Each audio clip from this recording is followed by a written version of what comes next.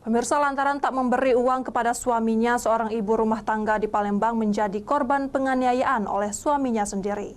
Atas kejadian tersebut, korban melapor ke polisi.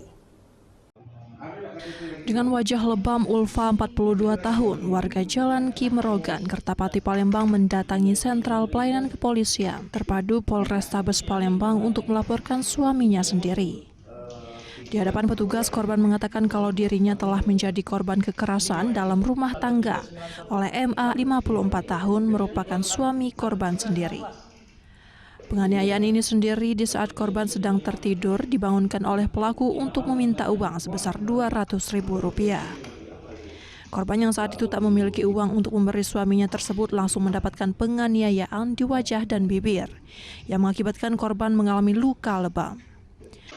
Awal ceritanya tuh ya pagi-pagi dia minta duit Pak, duit 200 dan aduk tuh dia mau kena katik dia nyiksa Pak, tiba-tiba langsung nangan cak itu. Kita lagi tidur? Iya, lagi tidur Pak. Dipukul gitu? Langsung iya, lagi nguling Pak, langsung itu kan langsung dilucunya, ditamparnya, disiksanya lah kalau aku udah lari Pak. Untuk pelaku rencananya akan dilakukan pemanggilan. Dari Palembang, Muhammad David, iNews melaporkan.